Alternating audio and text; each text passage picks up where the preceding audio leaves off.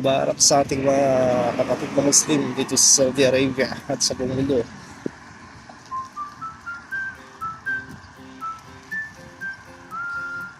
So ngayon ay bakasyon, walang pasok, kakaburing sa bahay, gala tayo, gagawin natin. Plano ko pumunta ng fish market, ng Malingke, bili ng isda o kaya nag-crave ako ng papaitan. Ilocano tayo eh. Tagal na akong hindi nakapag luto. So nag-crave ako ng papaitan. Punta ko sa fish market ngayon, baka sakali meron. So tapos na Ramadan. Ayun, padyak-padyak ako rito sa may exercise. Maaga pa lang naman. Shit yun ang umaga. Di pa naman ganong mainit ngayon, tatampaman lang yung temperatura dito. So pag ganitong umaga naglalaro lang siya ng mga 23 hanggang 26 degrees. Kumusta dyan sa Pinas? Mainit na ba? Dito mag-uumpisa pa lang. Ayan o. Padyak-padyak ako. Walang ganong sasakyan ngayon, puro tulog ang mga tao. Yung iba nasa galaan siguro kasi bakasyon. Napakaswerte ng ibang mga trabahador sa ibang mga kumpanya. May nakausap ko isang Pakistano, sabi niya 11 days daw yung bakasyon nila ng Eid. Swerte naman. Kami siguro baka sa Sabado lang meron na kaming pasok. Kasi 3 araw lang, pangalawang araw pa lang namin yan ng day off. So sulitin, gumala. Gumala, yung galang worth it naman, hindi naman yung galang walang pakinabang. Yan. So daan lang ako rito. Yan o, tabing kalsada, may ATM dito. So daan lang kuha ng bala. Wala tayo ng bala. May tubig dito sa kalsada ngayon eh. Kasi kahapon nag-sandstorm tapos may kasamang ulan. Lakas ng hangin. So, nga pala dito yung ano, Jubail Hospital. Ayan.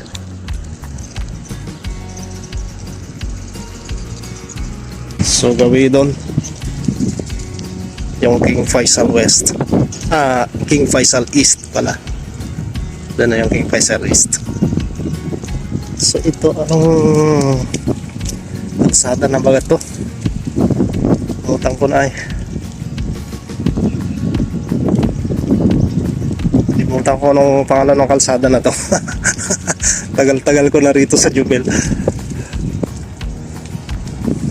Prince Mashur yata. Ito tingnan natin. Tingnan natin kung tumama yung hula ko. Hindi. Prince Naif bin Abdulaziz Street. Tama pala.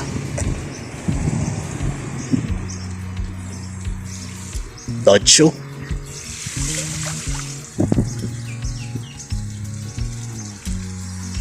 Kita nyo na may mga sasakyan dito.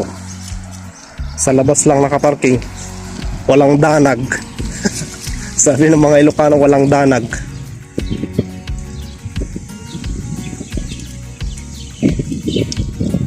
Ayan o. Jubail General Hospital. Nakailang vaccine din ako ng corona dyan noon.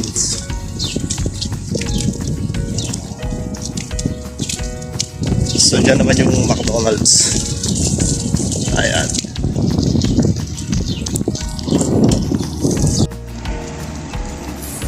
Yung McDonald's. Alam nyo ba sabi ng mga kasama kong Indiano? McOlan daw. McOlan daw yung McDonald's. Pinangalan pa sa akin eh. Saway. yung bike.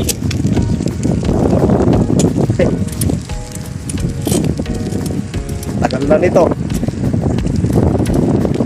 Siguro mga nasa 7 years bike na. 7 or 6 siguro.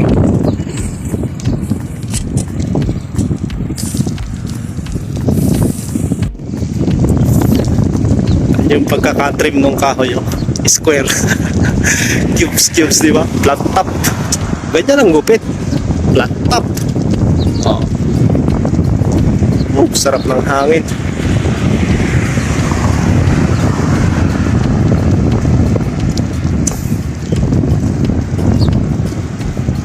May ginagawa din kami dyan sa Piano Mall na yan. Restaurant di pa tapos. Doon sa tabi ng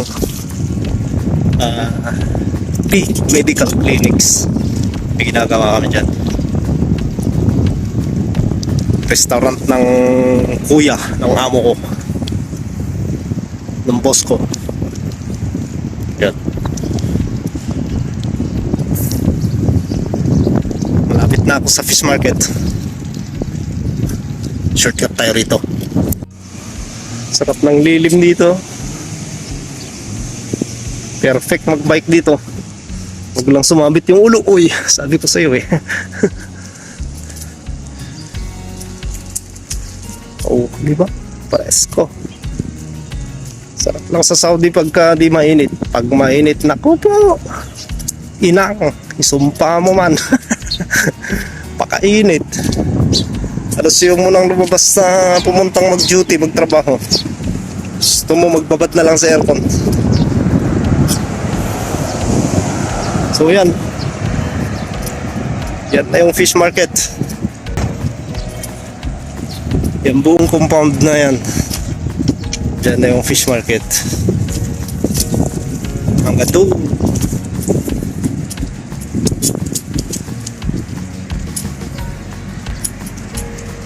At doon yan, tignan natin kung may papaitan. Dati napakamura ng papaitan dito, 5 real lang 1 kilo.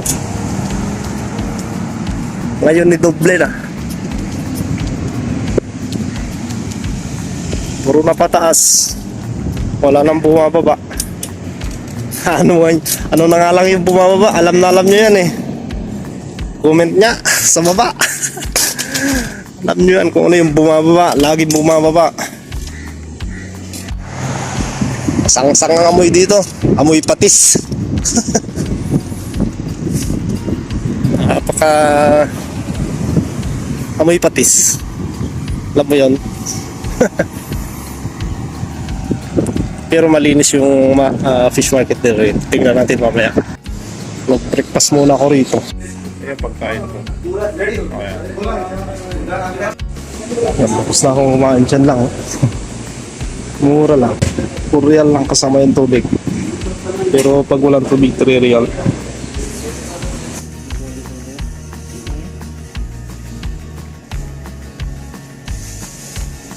Yan, pumasok nga ako rito sa loob ng tindahan ng magtitinda ng papaitan. Nakimarites lang ako yan. So, tingnan natin yung laman ng ref nila. Timingan lang natin yung sumilip. Ayan, may mga isaw dyan. Nandyan yung mga laman loob. So yan, diba? Mura lang yan. Kaso tinaas na rin nila kasi maraming bumibili. Kopi? Pwede? Wala mo lang at paano yan?